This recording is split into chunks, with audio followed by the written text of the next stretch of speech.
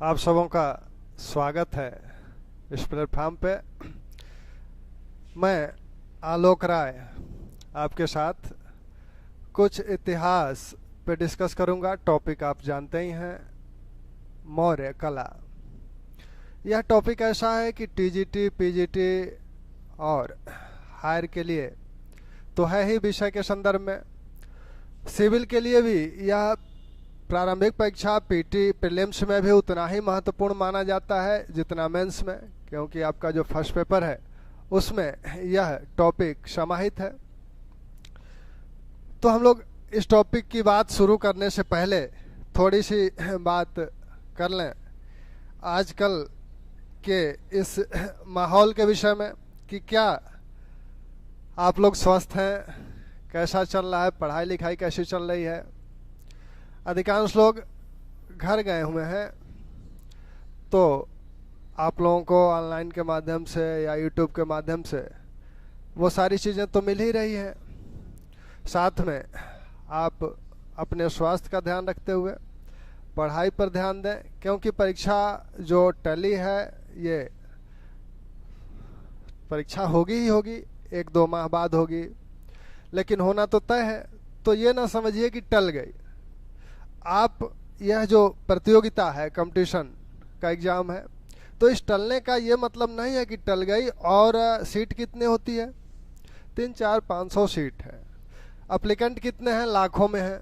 अगर 50,000 भी ये मान लें कि नहीं टली और आपने मान लिया टल गई, आप आराम मोड में आ गए, तब क्या होगा?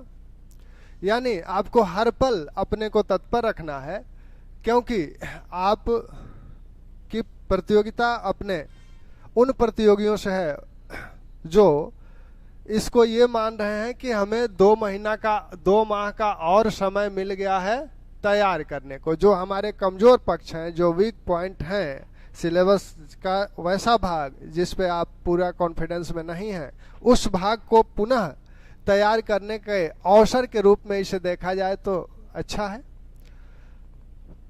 तो मुझे उम्मीद है कि आप लोग अपने स्वास्थ्य का ध्यान रखते होंगे और पढ़ाई भी निरंतर जारी रखते होंगे। आइए हम शुरू करते हैं आपको। तो आप लोग इस ऑनलाइन आने का एक मकसद तो है आपसे रूबरू होना, सीधे सीधे। यूट्यूब के माध्यम से होता हूँ वो दूसरी चीज़ होती है, लेकिन यहाँ से अगर होता हूँ तो थोड़ा सा एक दूसरा, मुझे भी उसका प्रभाव पड़ता है, आप पे भी पड़ता है। तो इन वीडियोस को इसको आप लोग ज़्यादा से ज़्यादा शेयर करें, और फिर जो आपके मित्र हैं जिनका विषय सिविल वाले हैं या टीजीटी पीजीटी हैं, दोनों में ये कॉमन टॉपिक है, तो आप सबको शेयर करें और यहाँ आए। तो हम लोग शुरू करते हैं मौर्य साम्राज्य की कला। मौर्य कला पर अगर हम लोग देखा जाए तो मौर्य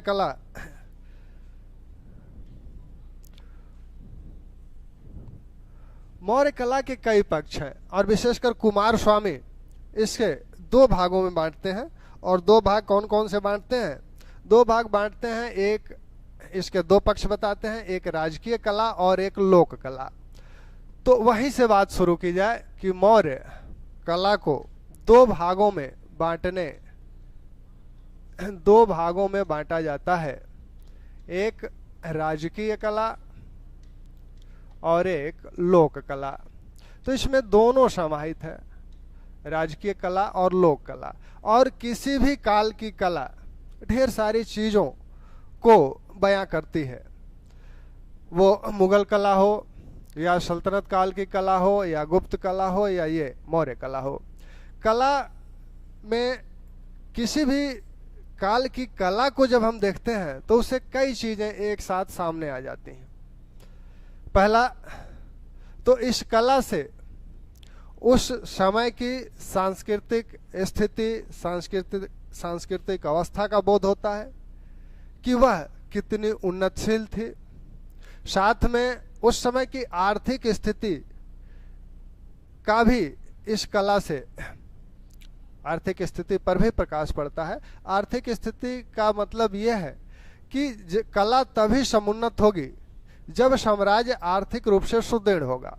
अगर साम्राज्य में आर्थिक रूप से सुदृढ़ता होगी, साम्राज्य में शांति होगी, तभी कला पक्ष को बढ़ावा मिलेगा और शासक को इतना अवकाश मिलेगा कि वह कला को प्रश्रय दे सके। साथ में यहाँ शासक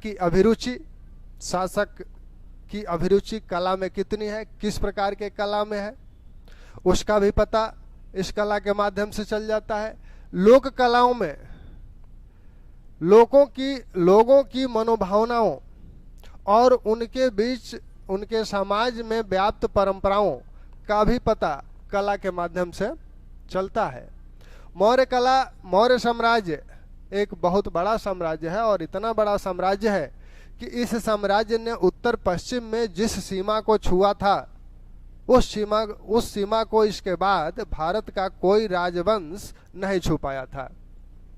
आप जानते हैं कि उत्तर पश्चिम क्षेत्र में अफगानिस्तान का अधिकांश हिस्सा उस समय मौर्य साम्राज्य में था और इस अफगानिस्तान को प्राप्त करने के लिए, कंधार को, हेरात को प्राप्त करने के लिए मुगल बादशाह एड़ी चोटी का दम लगा लिए, लेकिन अस्थायी सफलता नहीं मिल पाई।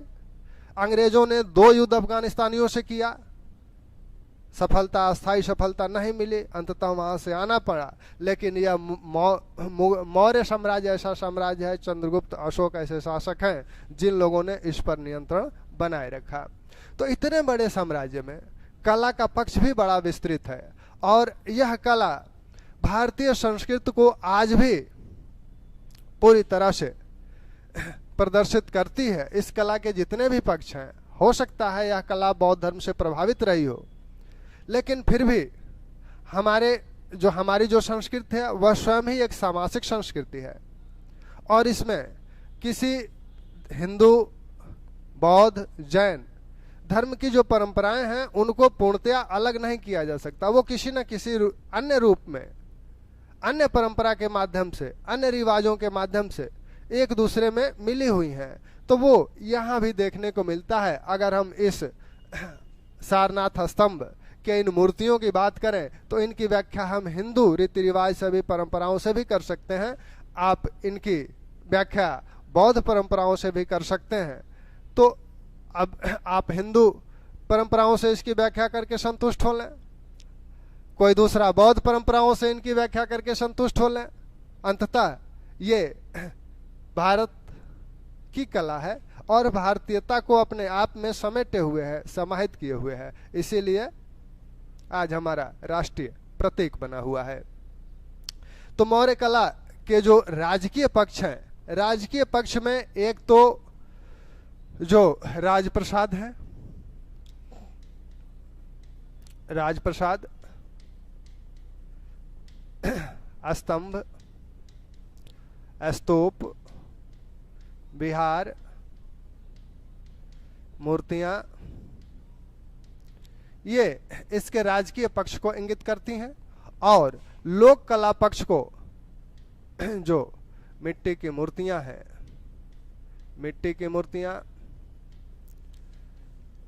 यक्षिणी की मूर्तियां, यक्षिणी की मूर्तियां,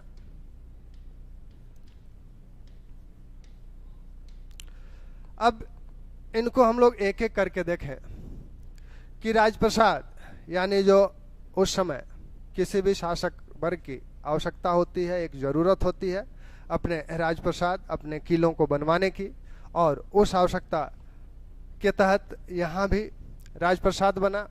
चंद्रगुप्त मौर्य ने पाटलिपुत्र में एक राजप्रसाद बनाया, पाटलिपुत्र को अपनी राजधानी बनाया था और वहीं अपना राजप्रसाद चंद्रगुप्त मौर्य ने बनवाया।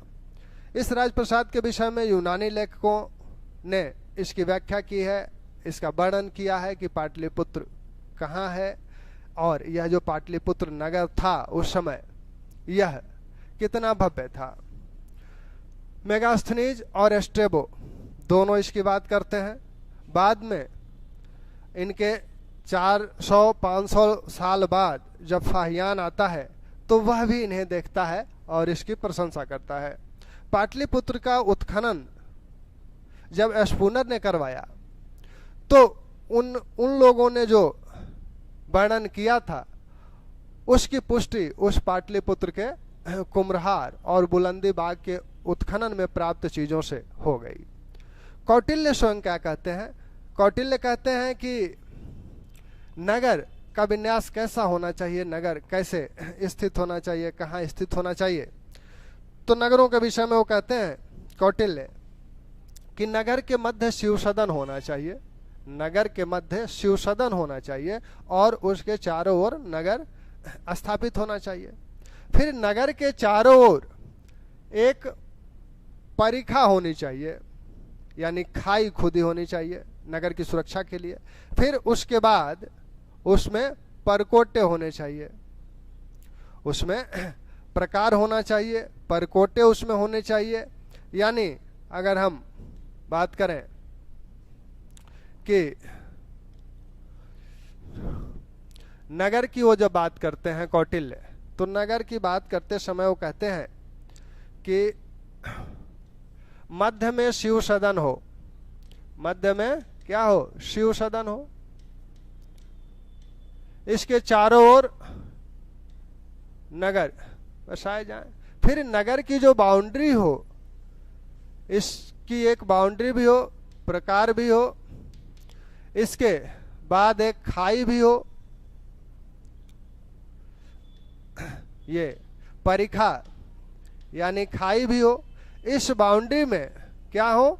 विभिन्न द्वार हो, विभिन्न द्वार हो, और इसमें क्या हो? बुर्ज बने हो, टावर हो, सुरक्षा के दृष्टिकोण से। तो कौटिल्य ने जो बातें कही कि मध्य में शिव सदन हो, फिर नगर के विभिन्न भवन हो, उसके बाद इसकी बाउंड्री हो और बाउंड्री के चारों ओर एक परिखा हो, खाई हो, और वो खाई चौड़ी होनी चाहिए। ये इसकी व्यवस्था कौटिल्य नगर की सुरक्षा के लिए करते हैं। और इस प्रकार कैसा होना चाहिए? यह चार दीवारी कैसी होनी चाहिए? इसमें विभिन्न द्वार हो, बुर्ज हो, टावर हो, यानी इस पे जो सैनिक हो, सुरक्षा कर्मी हो, नगर के चारों ओर इसकी निगरानी देखरेख करते रहें, जिससे अगर नगर पे कोई आक्रमण होता है तो उस आक्रमण को विफल किया जा सकता है। ठीक, निश्चित रूप से चंद्रगुप्त इसका अनुकरण करने का प्रयास किया होगा। और पाटलिपुत्र नगर की जो व्याख्या मेगास्थनीज और स्ट्रेबो ने की है, उससे यह पता लगता है कि यह व्याख्या यह इसका अनुकरण किया गया था। पाटलिपुत्र गंगा और सोन नदी के तट पर है, गंगा और सोन नदी के संगम पर है। और दूसरा क्या है? इस नगर, यह जो नगर है 80 एस्टेडिया लंबाई में फैला है और 18 एस्टेडिया चौड़ाई में फैला है, इसकी चौड़ाई है। इस नगर की जो चार दीवारी है उसमें 64 द्वार हैं, 64 द्वार थे, 570 बुर्ज हैं। कौटिल्य यही बात तो कह रहे थे, कौटिल्य यही बात तो कह रहे थे कि द्वार भी हो, बुर्ज भी हो। वो बताते हैं कि 64 द्वार थे और 570 बुर्ज थे। स्पूनर ने एक बात ध्यान रखिएगा, बार बार ये पूछा जाता है और विषय में तो अवश्य, कि पाटलिपुत्र की खुदाई किसने कराई? तो पाटलिपुत्र की खुदाई जब स्पूनर करा रहे थे तो स्पूनर ने 2 जगह इसकी खुदाइयां हुई हैं, एक बुलंदी बाग और कुम्हरार। तो बुलंदी बाग से जो मिला वो क्या मिला? यहां से मिला हमें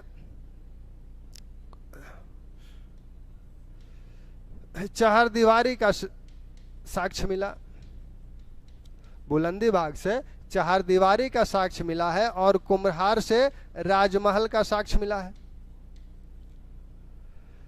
कुम्हरार से राजमहल का साक्ष्य मिला है। चार दीवारी के साक्ष्य कैसे हैं ये कहा जाता है कि जो चारदीवारी बनी थी बहुत ही मोटी थी। और मोटी किस प्रकार से थी, कैसे थी?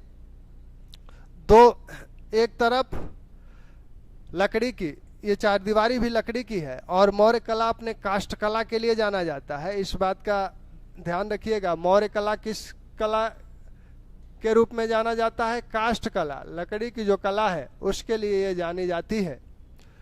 तो लकड़ी की एक दीवार बनाई गई बाहर की तरफ, फिर एक दूसरी दीवार अंदर की तरफ बनाई गई। इन दोनों के बीच, इन दोनों दीवारों को बड़े बड़े और मोटे मोटे लकड़ी के लट्ठों से जोड़ा गया है।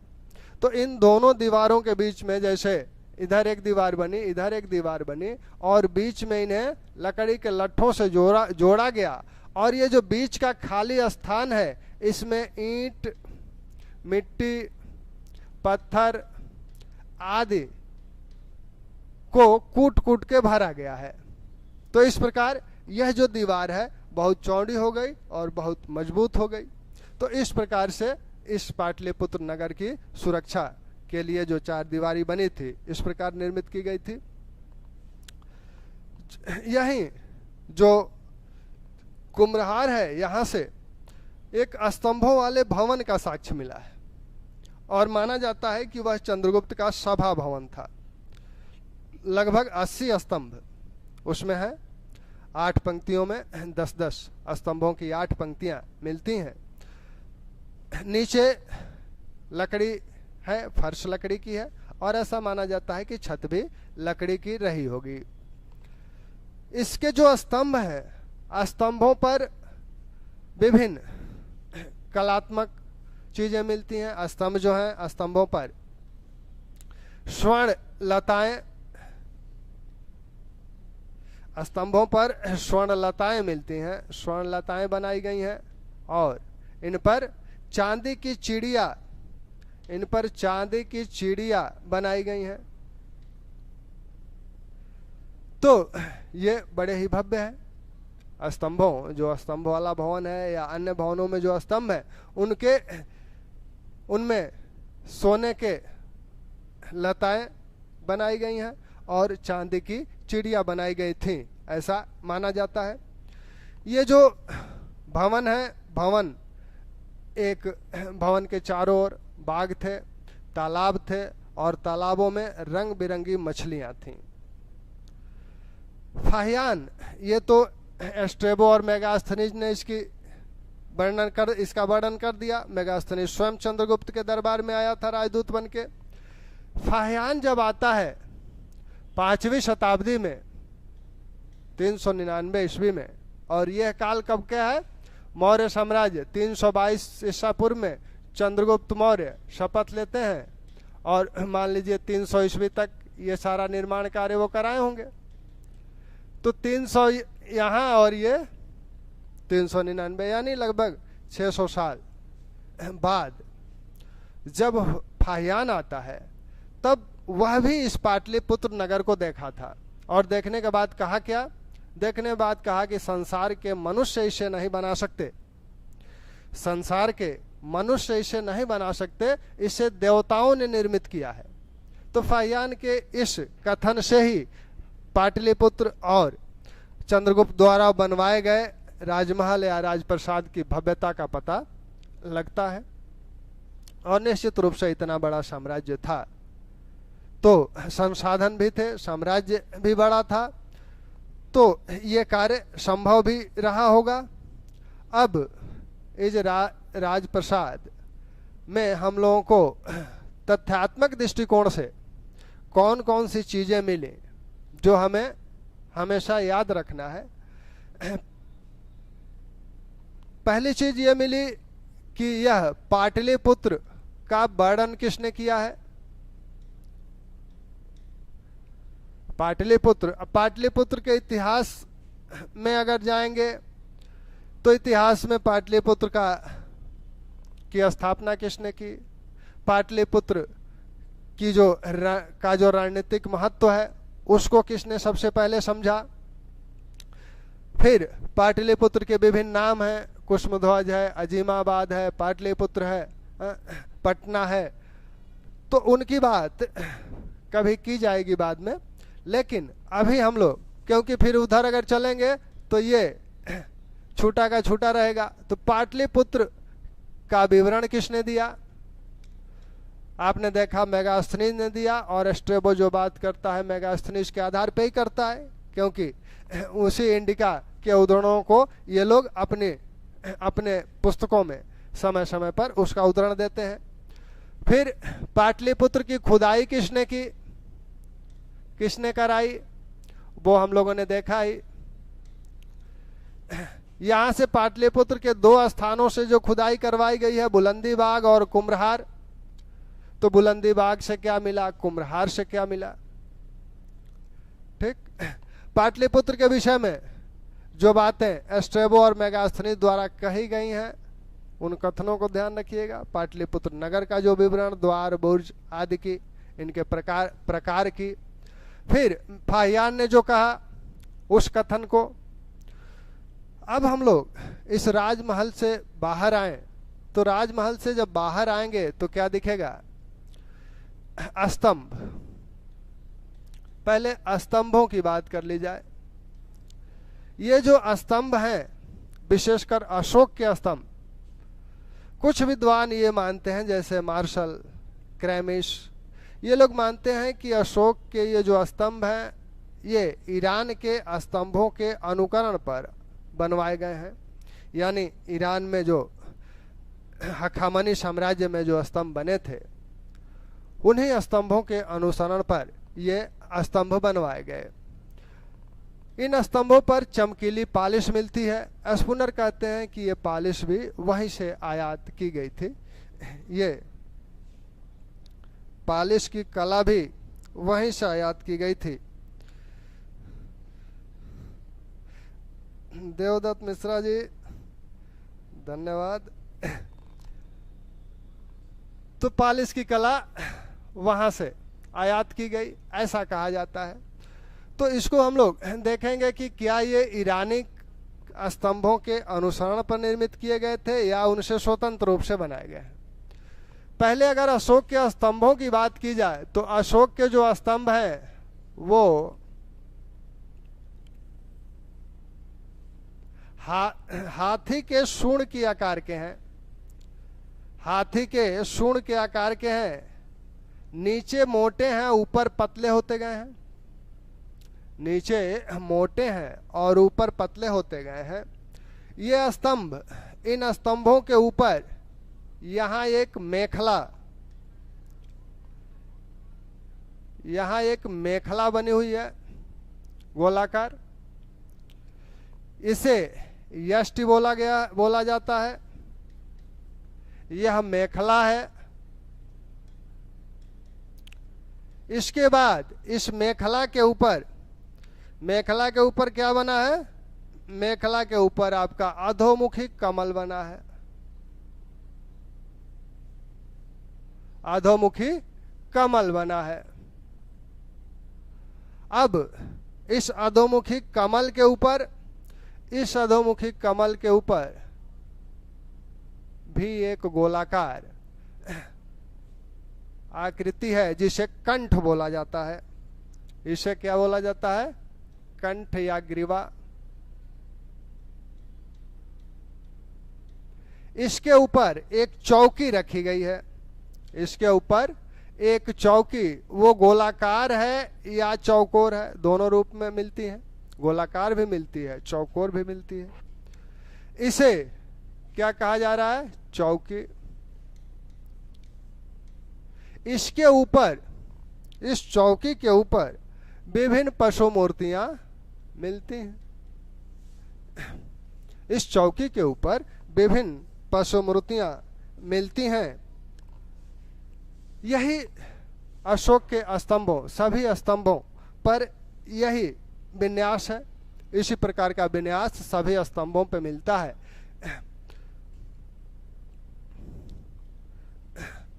जैसे ये जो सारनाथ स्तंभलेख है, तो इसका यह भाग जो है, यह एसटी वाला भाग है। इसके ऊपर यह भाग मेखला वाला भाग है, और यह भाग इसे अधोमुखी अधोमुखी कमल कहा जाता है। और फिर यहां आपने देखा कि एक चौकी जैसी आकृति आपको मिली, ये गोलाकार है तो ये चौकी जैसी आकृति मिली, और ये आपकी पशु मूर्तियां हैं। तो अशोक के सभी स्तंभों पर लगभग पशु मूर्तियां शीर्ष पर मिलती हैं। अब ये जो शीर्ष भाग है, यह शीर्ष भाग अष्ट भाग से कैसे जुड़ा हुआ है? तो शीर्ष भाग अष्ट भाग से एक तांबे की कील द्वारा जुड़ा हुआ है, तांबे की कील द्वारा जुड़ा हुआ है। नीचे जो अष्टी है वह एकास्मक है, एक ही पत्थर की बनी हुई है, और ऊपर का जो शीर्ष भाग है इसको तांबे की कील से जोड़ा गया है उस अष्ट के साथ। तो ये अशोक के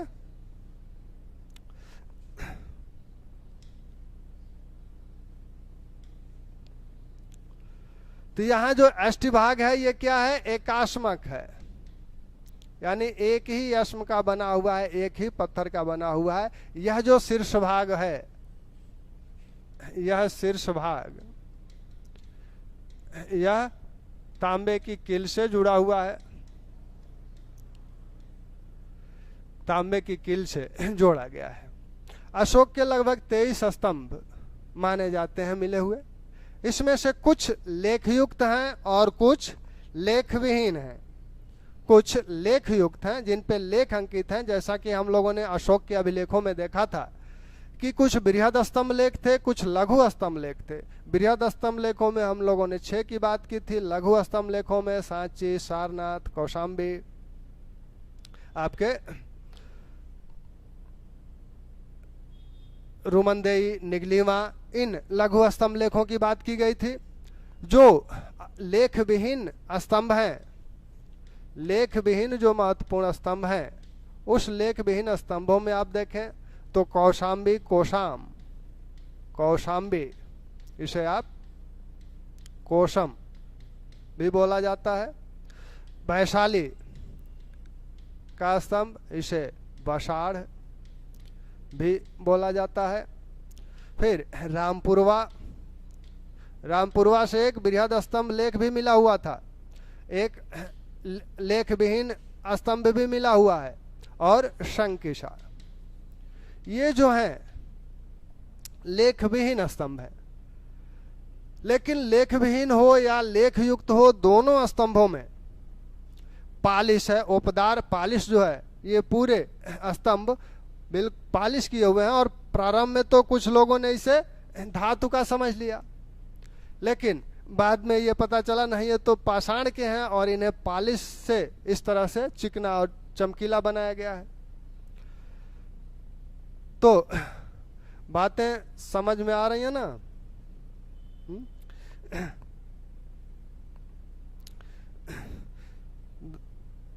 हाँ, देवदत्त जी, रोबिन सिंह, आलोक प्रताप सिंह, तो आप लोग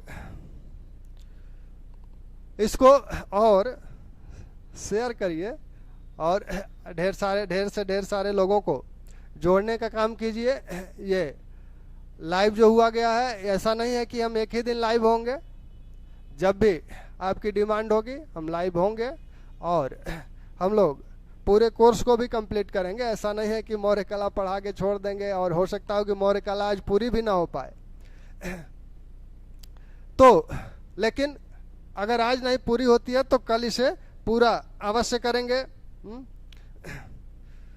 आरती जी, तो आप लोग का सहयोग भी आवश्यक है, क्योंकि आप लोगों के बगैर सहयोग के या तो एक ये प्लेटफॉर्म इलाहाबाद का एक सुपर प्लेटफॉर्म नहीं बन पाएगा, और हम लोगों की जो अभिलाषा है, जो हम लोग चाहते हैं, अभी टीजीटी पीजीटी के साथ ही हम लोग एक अच्छा, क्योंकि यहाँ फैकल्टी जो है वो सक्षम है सभी कोर्सेज चलाने के लिए, और सिविल का भी एक अच्छा सा प्लेटफॉर्म आपको उपलब्ध कराने का वादा मैं करता हूँ आपसे। और सभी लोग सिविल के क्षेत्र में अनुभवी हैं, तमाम तरह के, मैं भी पहले कोचिंग किया हूँ ऐसा नहीं है, लोक प्रशासन मेरा विषय रहा था, उसकी मैंने कोचिंग की थी, इतिहास की तो खैर नहीं की थी। लेकिन हालांकि मेरे गुरु आदरणीय हैं और बहुत ही, मतलब उनकी तारीफ क्या करूं, उस स्तर को मैं तो नहीं प्राप्त कर सकता, लेकिन यहाँ या जो बाजार है, क्योंकि कोचिंग एक बाजार बन गई है, आप भी जानते हैं हम भी जानते हैं, किसी से छुपा नहीं है। और मैं चाहता हूं कि एक ऐसा प्लेटफॉर्म हो जहां पूर्णतया बाजारवाद न हावी हो। बाजारवाद, और क्योंकि कंपटीशन में, बाजारवाद में कंपटीशन होता ही होता है, और जब आप कंपटीशन में आते हैं तो आप सारी चीज़ों को समझ रहे हैं, और विशेषकर जब सिविल के कंपटीशन में हैं तो उस स्थिति को भी समझ रहे हैं। लेकिन एक ऐसा प्लेटफॉर्म हो जहां बाजारवाद जैसी कोई चीज न देखने को मिले। बाजारवाद में भी, अगर बाजारवाद कोई बुरी चीज नहीं है, लेकिन स्वस्थ प्रतिस्पर्धा हो, अस्वस्थ नहीं। क्योंकि हमने एक भी इंटरव्यू नहीं दिया और हम कहें कि 4-4 IAS के इंटरव्यू हम दिए, ऐसे तमाम टीचर हैं जो कहते हैं, और मैं जानता हूं कि वो लोअर मेंस के अलावा अन्य कोई मेंस दिए नहीं है। तो कम से कम इस प्लेटफॉर्म पे तो ऐसे लोग आपको नहीं मिलेंगे, इस प्लेटफॉर्म पे ऐसे लोग मिलेंगे जो एग्जाम्स का मर्म समझते हैं, उस मर्म को भुगते हैं, और कुछ कमियां रही हैं उनकी, तो वो कमियों को महसूस करते हैं, वो कमियां आप न कर पाए, इसलिए आपको ये बताएंगे कि देखो यहाँ गलती हमने की थी, ये गलती आप न करो। तो पढ़ते आप भी हैं, मैटर आपके पास भी उपलब्ध है, तमाम मैटर्स उपलब्ध है। आपको क्या चाहिए? आपको एक इस तरह की प्रेरणा चाहिए, किसे भी, मुझे भी, आपको भी। अगर मुझे यहाँ कार्य करना है तो मुझे भी एक ऐसी प्रेरणा चाहिए जो पूरी ऊर्जा के साथ मैं आपको कुछ दे सकूं। और आप अगर लिस्ट में, उस फाइनल लिस्ट में अपना ऊपर नाम देखने चाहते हैं, तो आपके मन में भी एक तरह की ललक होनी चाहिए, और वो प्रेरणा कहीं से ना कहीं से आनी चाहिए। और आप जब चलते हैं, मेहनत आप सभी लोग करते हैं, लेकिन समस्या ये होती है कि यह समीत जी, तो आप सभी लोग मेहनत करते हैं, लेकिन उसमें यह है कि कहीं कहीं गलती हो जाती है, अनजाने में होती है, 2-4 प्रश्न गलत हो जाते हैं, और ऐसा होता है कि वो 2-4 प्रश्न आपको उस लिस्ट से बाहर कर देते हैं। जब तो वो गलतियां ना हो, वो 2-4 प्रश्न जो गलत हो रहे हैं वो गलत ना हो, हमारा काम यह है कि वो गलत ना हो। जब वो गलत नहीं होगा तब हम मानेंगे कि हमने अपनी ड्यूटी पूरी तरह से और बड़ी ईमानदारी से निभाई है, और आपने ड्यूटी निभाई, यानी तब माना जाएगा जब आप लिस्ट में रहें। तो दोनों का सहयोग अगर रहेगा तो आप लिस्ट में रहेंगे, और हमें खुशी होगी उस लिस्ट को देखकर। तो आइए यहाँ आते हैं, तो तांबे की कील से ये पूरा पार्ट जुड़ा हुआ है। हम लोग कह रहे थे कि जो लेख विहीन स्तंभ हैं और जो लेख युक्त स्तंभ हैं, जिनकी बात हम लोगों ने अभिलेखों में की है, वो सभी इसी प्रकार के विन्यास, सब में इसी प्रकार का विन्यास है, सभी पालिशदार हैं, सभी चमकदार हैं, और अशोक के जो स्तंभ हैं औसतन 30 से 50 फुट लंबाई के हैं। और ये स्तंभ बने किससे हैं? ये चुनार के बलुआ पत्थर से बने हैं, चुनार के बलुआ पत्थर से निर्मित है। ठीक, चुनार के बलुआ पत्थर से निर्मित हैं और 30 से 50 फीट लंबाई के हैं। सबसे बड़ा जो स्तंभ है वो आपका सारनाथ स्तंभ है, लगभग 70 फीट। सारनाथ स्तंभ सबसे बड़ा है, और सबसे छोटा स्तंभ आपका रोमन देई का है। रोमन देई का स्तंभ सबसे छोटा है, 21 फुट का। सबसे बड़ा सारनाथ, सबसे छोटा रोमन देई। अब इन स्तंभों पर विभिन्न पशु मूर्तियां यहाँ ऊपर स्थापित की गई हैं। तो ऊपर जो पशु मूर्तियां स्थापित की गई हैं भिन्न भिन्न लेखों पर भिन्न भिन्न स्तंभों पर भिन्न भिन्न पशु मूर्तियां हैं। जैसे रामपुरवा से देखें, रामपुरवा से 2 स्तंभ है, एक लेख युक्त है, एक लेख विहीन है। तो यह जो लेख विहीन है इस पर वृषभ की आकृति बनी हुई है ऊपर, और इस वृषभ की आकृति को निहार रंजन राय सबसे जितनी भी मौर्यकालीन मूर्तियां हैं सर्वोत्तम मानते हैं इसको वो सर्वोत्तम मानते हैं। ऐसे ही शंकिसा से क्या मिला है, इसके शीर्ष पर किसकी मूर्ति है, हाथी की मूर्ति है। कौशाम्बी, ये जो कोशाम है, यहां से आपके सिंह की मूर्ति है। वैशाली के स्तंभ पर किसकी मूर्ति है ये पता नहीं है। अन्य जो प्रमुख स्तंभ हैं उन पर मूर्तियां किसकी है, तो स्तंभ और मूर्ति, पशु मूर्ति को आप देखें तो सांची, सारनाथ, यहाँ के जो स्तंभ हैं इन पर पीठ सटाए 4 सिंह बैठे हुए हैं। रामपुरवा लेख युक्त जो स्तंभ है उस पर सिंह की आकृति है। रामपुरवा लेख विहीन आपने देखा ही, रामपुरवा लेख विहीन पर किसकी आकृति है, रामपुरवा लेख विहीन पर वृषभ की है। ऐसे ही आपका जो रुमंदेई अभिलेख है, निगलिवा है, इस पर घोड़ा, शंकिसा, हाथी, लौरिया नंदगढ़, इस पर सिंह, लौरिया अरराज, इस पर अभी स्पष्ट नहीं है कौन सी मूर्ति है। आरपी चंदा का मानना है कि इस पर गरुड़ की मूर्ति रही होगी, गरुड़ की मूर्ति रही होगी। तो ये आपके कुछ महत्वपूर्ण स्तंभ हैं और इन पर जो मूर्तियां हैं वो हैं। अब इसमें से सारनाथ की मूर्ति को देखा जाए तो सारनाथ की जो मूर्ति है इसको हम लोगों ने 4 सिंह एक दूसरे से पीठ सटाई स्थिति में है और बिल्कुल इनकी अंग प्रत्यंग तने हुए हैं।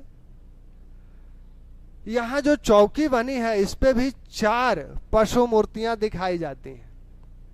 ये जो चौकी है, चौकी पर भी 4 पशु मूर्तियां दिखाई जाती हैं और चौकी पर जो 4 पशु मूर्तियां हैं वो हैं सिंह, हाथी, वृषभ और अश्व। ये 4 पशु मूर्तियां इस पे हैं। इनमें आप देख रहे हैं कि यहाँ चक्र बने हुए हैं, तो 2 मूर्तियों के बीच में चक्र बने हुए हैं, यानी 4 चक्र भी हैं इस पे। ये जो चक्र हैं, चक्र में यहाँ 32 तिलियां हैं और जो हमारा राष्ट्रीय प्रतीक है उस पर तिलियों की संख्या, थैंक यू प्रिंस जी, तिलियों की संख्या जो है वो 24 है। जो राष्ट्रीय प्रतीक को, इस अंश को भारत ने अपना राष्ट्रीय प्रतीक स्वीकार किया है, लेकिन उसमें तिलियों की संख्या 24 है और यहाँ तिलियों की संख्या मूल रूप से 32 है। अब ये जो 4 पशु हैं, इन 4 पशुओं की व्याख्या, ये 4 पशु क्यों बनाए गए हैं, इनकी व्याख्या हिंदू रीति रिवाज से भी हो सकती है और बौद्ध रीति रिवाज से भी हो सकती है। हिंदू रीति रिवाज से अगर देखेंगे आप तो सिंह किसकी सवारी है, दुर्गा की, हाथी इंद्र की, वृषभ किसकी सवारी है, वृषभ यानी शिव की, और अश्व किसकी है? तो इस प्रकार चारों को हम लोगों ने इस माध्यम से भी देखा। अब बौद्ध धर्म के अनुसार देखें तो सिंह, बुद्ध क्या थे? शाक्य सिंह है, शाक्य सिंह है। हाथी किसका प्रतीक है? जब बौद्ध धर्म हम लोग कर रहे थे तो हाथी किसका प्रतीक था? बुद्ध के गर्भस्थ होने का, क्योंकि बुद्ध की मां ने गर्भावस्था में यह देखा था कि एक सफेद हाथी हमारे गर्भ में प्रवेश कर रहा है, तो ये बुद्ध के गर्भस्थ होने का प्रतीक है। वृषभ, बुद्ध की जो राशि है वो वृष है, तो ये बुद्ध स्वयं के प्रतीक है। अश्व, बुद्ध ने जो गृह त्याग किया था तो ये महाभिनिष्क्रमण, महाभिनिष्क्रमण का प्रतीक है। तो इस प्रकार ये मूर्तियां यूं ही नहीं सिर्फ कलात्मक दृष्टिकोण से अच्छे लगने के लिए नहीं बनाई गई हैं, बल्कि इनका एक आध्यात्मिक और भारतीय सांस्कृतिक परंपरा के अनुसार इसकी कुछ प्रतीकात्मकता भी है, और उसी प्रतीकात्मकता के तहत ये रखी गई हैं। यहाँ अधोमुखी कमल, ये भारतीय परंपरा में हो, हिंदू परंपरा हो या अन्य कोई परंपरा हो भारत में, उसमें यह शुभ का प्रतीक माना जाता है। ठीक, तो ये जो हम लोगों ने देखा कि इतनी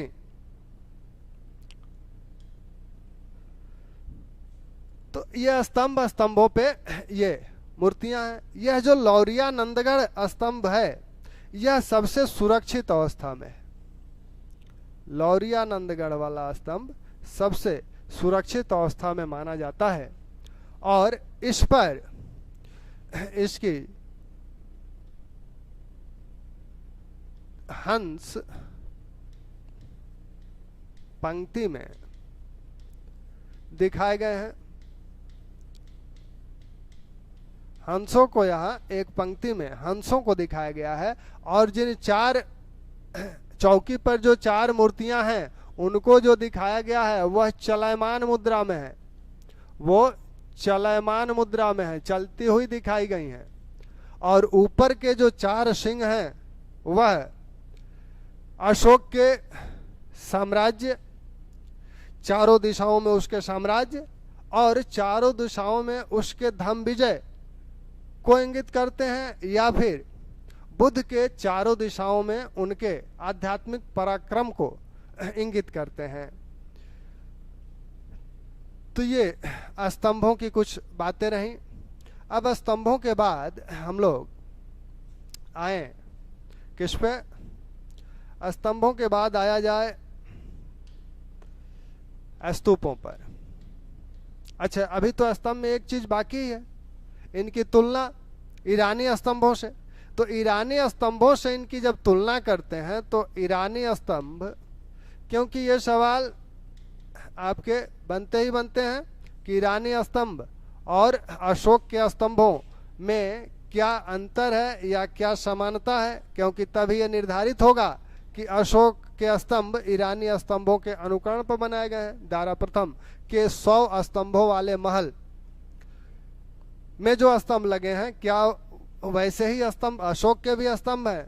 तो देखा यह जाता है कि जो अशोक के स्तंभ हैं, आपने अभी देखा कि अशोक के स्तंभ जो बने हैं वो हाथी के सूंड के आकार के हैं, यानी नीचे से ऊपर पतले होते गए हैं, और जो ईरानी स्तंभ हैं वो आपके एक ही मोटाई के हैं।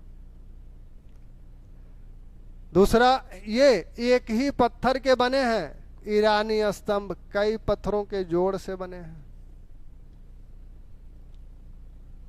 ठीक, ये एक ही पत्थर के हैं, इसकी यष्टि एक ही पत्थर की है, एकास्मक है, और ये कई पत्थर के जोड़ के बने हैं, कई पत्थर इसमें जोड़े गए हैं। जैसे आप पत्थर जोड़ने का मतलब यह है कि आपने यहाँ कोई एक नीचे एक टुकड़ा रखा, इस पे एक खांचा बनाया और ऊपर से एक टुकड़ा लाकर इसी पर बिठा दिया, फिर यहाँ एक खांचा बना है, ऊपर का एक टुकड़ा लाकर इस पर बिठा दिया। तो इस प्रकार ये स्तंभ बने हुए हैं। ये स्तंभ गरारीदार हैं, ये स्तंभ सपाट है, किसी प्रकार की कोई नक्काशी यष्टि पे नहीं है, बिल्कुल सादी है, चमकीले हैं, पालिशदार हैं। इन स्तंभों के शीर्ष पर जो पशु मूर्तियां बनी हुई हैं वो पशु मूर्ति है, यहां मानव मूर्ति है। ये यहां मानव मूर्तियां बनी हुई है, यहां पशु मूर्तियां बनी हुई है। ये स्तंभ स्वतंत्र रूप से नहीं लगाए गए हैं, बल्कि भवनों में है और इनके ऊपर भवन की छत टिकी है। और अशोक के स्तंभ क्या है? अशोक के स्तंभ स्वतंत्र खुले आसमान में स्थापित किए गए हैं, लगाए गए हैं। तो ये किसी भवन की छत को टिकाने के लिए नहीं लगाए गए हैं, ये किसी भवन की छत को टिकाने के लिए लगाए गए थे। ठीक, अशोक के स्तंभ जमीन पर ऐसे ही स्थापित किए गए हैं और ये स्तंभ जमीन पर चौकी बनाकर उस पे लगाए गए हैं। तो ये अंतर है। जैसा कि मार्शल और क्रैमिश जो ये कहते हैं कि इन्हीं के अनुकरण पर ये स्तंभ बने, तो इन स्तंभों के बीच जो अंतर है उसको देखकर ऐसा नहीं लगता कि इन्हीं के अनुकरण पे बने। और जहां तक भारत में स्तंभों की बात है, स्तंभों की प्राचीनता की बात है, तो भारत में जो यज्ञ होते थे वैदिक काल में, उसमें यज्ञ स्तंभ, जहां यज्ञ होता था वहां ध्वज के लिए एक स्तंभ लगाया जाता था। तो स्तंभों की परंपरा भारत में पहले से ही है। दूसरी बात, इनकी प्राचीनता पर भारतीय विद्वानों ने, इतिहासकारों ने इनकी प्राचीनता को दिखाकर यह साबित करने का प्रयास किया है कि ये इसके अनुकरण पे नहीं है, बल्कि भारत में स्तंभों की परंपरा और विशेषकर पालिश की जो परंपरा है, जो जैसा कि स्पूनर कहते हैं कि पालिश की कला यहां से ली गई। तो कहा जाता है कि जो सैन्य स्थल धौलावीरा है उसमें आपने देखा था क्या कि श्वेत पालिशदार श्वेत पाषाण खंड धौलावीरा से मिले हैं। धौलावीरा से श्वेत पालिशदार श्वेत पाषाण खंड मिले हैं, तो वो पालिशदार हैं, यानी पालिश की परंपरा वही थी। फिर आप स्तंभ सूत्र में पालिश करने के मसाले और उसकी विधि को बताया गया है कि किस प्रकार किस मसाले से पालिश की जाती है और उस पालिश करने की विधि क्या है, इसको भी यहाँ बताया गया है। तो पालिश करने की विधि और से हम पहले से परिचित हैं, सूत्रकाल से ही परिचित हैं। आप स्तंभ सूत्र में ये बताते हैं, तो हम तो पहले से ही पालिश की कला से परिचित हैं। धौलावीरा आपस्तंभ सूत्र यज्ञों की जो यष्टियाँ थी, वहाँ जहाँ ध्वज लगाए जाते थे, तो वहाँ हमारे स्तंभ बनते थे। तो ऐसा नहीं है कि हमारे यहाँ स्तंभों की परंपरा नहीं थी, स्तंभों की परंपरा थी। अशोक ने इन्हें बृहद पैमाने पर अपनाया। तो इस प्रकार इस मत का खंडन हो जाता है कि ये इसके अनुकरण पर नहीं बनाए गए हैं।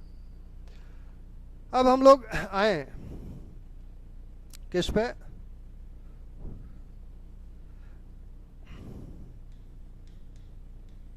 स्तूप।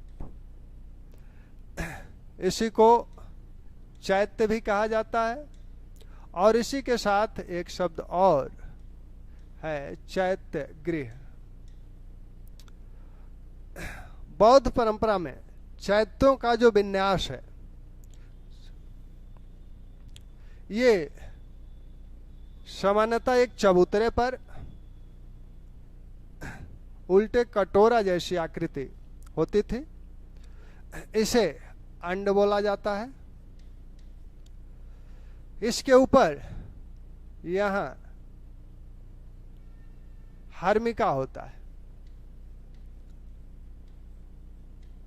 इसके ऊपर एक दंड होता है, इस पे 3 छत्र बने होते हैं।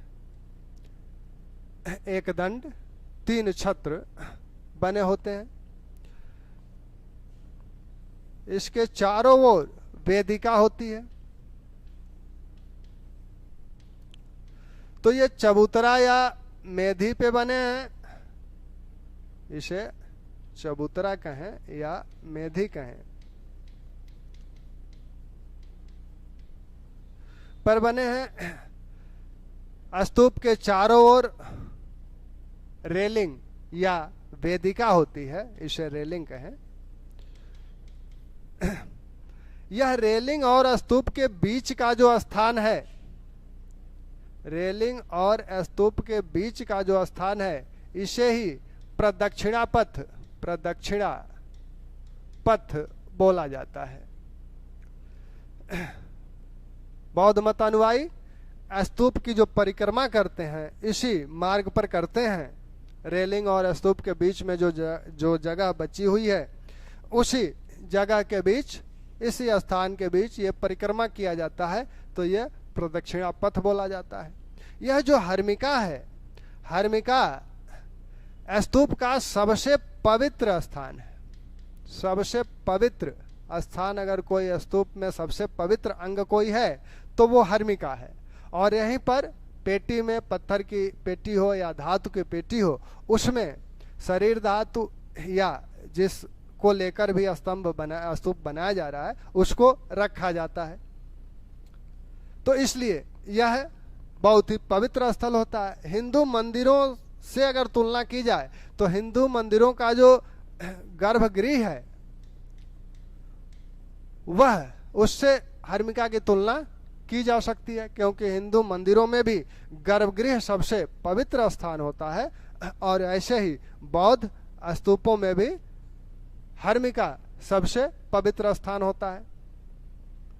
मेधी जो बनी है दक्षिण के में जो स्तूप बने, उनमें कई मेधियां देखने को मिलती है। जैसे सांची के स्तूप में देखेंगे तो 3 देखने को मिलती है। एक तो धरातल पे है, दूसरा मध्य में, और तीसरा यहाँ।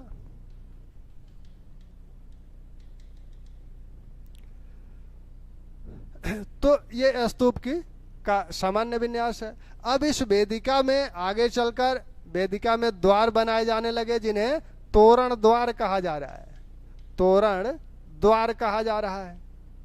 तो ये तोरण द्वार बने। तोरण द्वार में क्या है? स्तंभ, 2 स्तंभों के बीच 3 पट्टियां ऊपर रहती हैं। इन्हें सूची बोला जाता है। ये स्तंभ है और ये सूची है। सारनाथ रेलवे स्टेशन पे आप जाएंगे तो सारनाथ रेलवे स्टेशन की बाउंड्री भी इसी प्रकार की है। 2 स्तंभों के बीच में 3 सूचियां लगाई गई हैं। तो ये तो स्तूप का विन्यास है। अब स्तूप का इतिहास भारत में अगर देखा जाए तो स्तूप का उल्लेख ऋग्वेद में भी हुआ है। स्तूप का मतलब होता है थूहा या ढेर। थूहा या ढेर।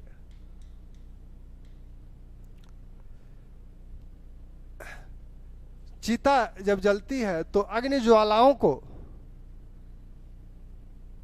स्तूप बोला गया। चूंकि ये चिता के पास बनाए जाते हैं, बाद में क्या हुआ कि उन जहां पे जो महान राजा थे और महान पुरुष लोग जो होते थे, तो उनकी चिता के पास ये बना दिया जाता था ईंट पत्थर से, या शुरू में मिट्टी से ही उनके जो अवशेष होते थे जलाने के पश्चात उसको फिर मिट्टी से वहीं एक ढेर बना दिया जाता था, एक ठूहा बना दिया जाता था। तो चूंकि ये चिता के पास होते हैं, इसीलिए इसका नाम एक चैत्य पड़ा। रामायण में इस चैत्य गृह को क्या कहा गया? बुद्धायतन। बुद्धायतन रामायण में भी इसका उल्लेख है, महाभारत में भी उल्लेख है। वहां उल्लेख है कि राजा और महान जो पुरुष होते हैं उनकी चिताओं के पास ये स्तूप बनाए जाते हैं। तो ऐसा नहीं है कि बुद्ध के समय से ही ये स्तूप भारतीय परंपरा में है। स्तूपों की परंपरा भारत में बुद्ध से पहले भी है और अशोक से पहले भी है। बुद्ध का जब महापरिनिर्वाण हुआ तो बुद्ध ने अपने शिष्य आनंद से कहा था कि हमारे महापरिनिर्वाण के बाद क्या करना, कि चौराहों पर स्तूप बनवाना। तो बुद्ध के महापरिनिर्वाण के पश्चात उनकी शरीर धातु के 8 भाग हुए और 8 भागों पर 8 स्तूप उसी समय बने थे। इसमें मगध में भी बने, आपके लिच्छवियों ने भी बनवाया, कुशीनारा के मलों ने भी बनवाया, पावा के मलों ने भी बनवाया, अलकप के बुलियों ने भी बनवाया, बेट दुप के ब्राह्मणों ने भी बनवाया, कपिल वस्तु के शाक्यों ने भी बनवाया। तो इस प्रकार 8 स्तूप उस समय बना दिए गए बुद्ध के शरीर धातु पर। दिव्यावदान कहता है और उसका समर्थन फायान भी करते हैं कि उन 8 स्तूपों को तोड़कर उनसे शरीर धातु, बुद्ध की शरीर धातु को निकालकर अशोक ने उनसे 84,000 स्तूपों का निर्माण करवाया। यानी जो वो 8 स्तूप थे, उन 8 स्तूपों में यहाँ जो उनकी शरीर धातुएं रखी गई थी इस हर्मिका पोर्शन में, इसको तोड़वाने के बाद इसको प्राप्त किया और उन शरीर धातुओं से वह 84,000 स्तूपों का निर्माण करवाया। लेकिन बुद्ध घोष ने दिग्निकाय पर सुमंगल विलासनी नामक टीका लिखी है और उसमें वो कहते हैं कि अशोक ने 84,000 विहारों का निर्माण करवाया। 84,000 विहारों का निर्माण अशोक करवाता है, न कि 84,000 स्तूपों का निर्माण करवाता है। लेकिन मान्यता क्या है, आप क्या कहेंगे? मान्यता यह है कि अशोक 84,000 स्तूपों का निर्माण करवाया। तो अशोक 84,000 जिन स्तूपों का निर्माण करवाया, तो उन 84,000 स्तूपों में प्रमुख जो बहुत ही महत्वपूर्ण स्तूप हैं वो आपका तक्षशिला का, धर्मरज का स्तूप है, सारनाथ का स्तूप है, भरहुत का स्तूप है, सांची का महास्तूप है, अमरावती का स्तूप माना जाता है, बोधगया का स्तूप है, इसी प्रकार कुणाल स्तूप है, राजस्थान का भी स्तूप है। तो इस इतने स्तूप जो महत्वपूर्ण है और 84,000 की बात कही जाती है। अब हम लोग देखें कि स्तूपों के प्रकार कितने होते हैं। तो स्तूप के जो प्रकार होते हैं वो 4 प्रकार माने जाते हैं। एक शारीरिक स्तूप, पारिभोगिक, शारीरिक स्तूप, पारिभोगिक स्तूप, उद्देशिक और संकल्पित। तो यह जो शारीरिक स्तूप है ये बुद्ध और बुद्ध के शिष्यों के शरीर धातु पर बनाए गए हैं और इसका सबसे प्राचीनतम स्तूप है पिपरहवा स्तूप, जो कि बुद्ध के शरीर धातु पर बनाया गया था। तो ये बुद्ध या उनके शिष्यों, जैसे सांची का जो तीसरा स्तूप है वह सारिपुत्र और मोगदलायन के धातु अवशेष पे बना है, और जो दूसरा स्तूप है वह जो तृतीय बौद्ध संगीत हुई थी और उसके जो धर्म प्रचारक थे उनके शरीर धातुओं को लेकर बनाया गया है। पारिभोगिक स्तूप बुद्ध द्वारा प्रयोग की गई या उपयोग में लाई गई वस्तुओं पर बनाया जाता है। बुद्ध द्वारा प्रयोग की गई या उपयोग में लाई गई वस्तुओं पर बनाया जाता है। जैसे बुद्ध की चरण पादुका है या बुद्ध का भिक्षा पात्र है, तो उसको लेकर जो स्तूप बनाए जाते हैं वो पारिभोगिक स्तूप कहलाते हैं। उद्देशिक स्तूप यानी बुद्ध ने जिन जिन स्थलों पे बुद्ध गए थे या जो बौद्ध तीर्थ स्थल माने जाते हैं उन स्थानों पर जो स्तूप बनाए जाते हैं उसे उद्देशिक स्तूप कहा जाता है। और संकल्पित स्तूप बौद्ध अनुयायियों द्वारा अपनी मनौती के रूप में अगर कोई चीज मानी गई है उसके पूरा होने पर, ऐसी उनकी मान्यता है, पूरा होने पर वो उन बौद्ध तीर्थ स्थलों पर छोटे छोटे स्तूप बनवाते हैं। तो कभी कभी तो ये पूछा जाता है कि छोटे छोटे स्तूप कौन होते हैं? तो छोटे छोटे स्तूप संकल्पित होते हैं, क्योंकि ये अनुयायियों द्वारा अपनी मनौतियों के पूरा होने के बाद वहाँ बनवाए जाते हैं। ऐसी परंपरा है, हर धर्मों में ऐसी कुछ परंपराएं हैं, तो बौद्ध धर्म में भी ऐसी एक परंपरा है। तो यहाँ छोटे छोटे स्तूप वो लोग बनवा देते होंगे। तो ये स्तूपों के प्रकार हैं। अब अशोक के जो मौर्यकालीन जो स्तूप हैं उनकी जो प्रमुख विशेषताएं हैं, विन्यास तो आपने देख ही लिया, वो पूरे विन्यास हर जगह स्तूपों का वही होगा। और ये जो विशेषताएं हैं ये ईंटों के बने हुए हैं, ईंटों से निर्मित हैं। इनकी जो वेदिकाएं हैं ये लकड़ी की हैं, लकड़ी की थी। बाद में जैसे भरौत स्तूप है या सांची स्तूप है, बाद में उसे शुंग और सातवाहन शासकों ने और बड़ा बनवाया, या उनकी वेदिकाओं को हटाकर लकड़ी की वेदिकाओं को पत्थर की वेदिकाएं बनवाया, उनके ऊपर पत्थर लगवाए, उनमें तोरण द्वार बनवाए। तो ये सारे बात कालांतर, ये सारी चीज़ें कालांतर में की गई, प्रारंभ में ये चीज़ें ऐसी ही थी। इन स्तूपों ईंट से बनते होते थे और इनके ऊपर मिट्टी का प्लास्टर कर दिया जाता था। और जो आपने देखा यह स्तूप, इसमें बीच बीच में कोष्टक भी बनाए जाते थे। कोष्टक इसलिए क्योंकि दीपक वगैरह जलाने के लिए यहाँ बीच बीच में कोष्टक भी बनाए जाते थे। तो ये स्तूपों की बात रही। समय की अपनी सीमाएं हैं, हम लोग इसे कंटिन्यू रखेंगे। आप लोग इसे शेयर करते रहिए, हम अपनी ड्यूटी पूरी करेंगे। ठीक, धन्यवाद। अपना ख्याल रखिए, स्वस्थ रहिए, मस्त रहिए, पढ़ते रहिए। धन्यवाद।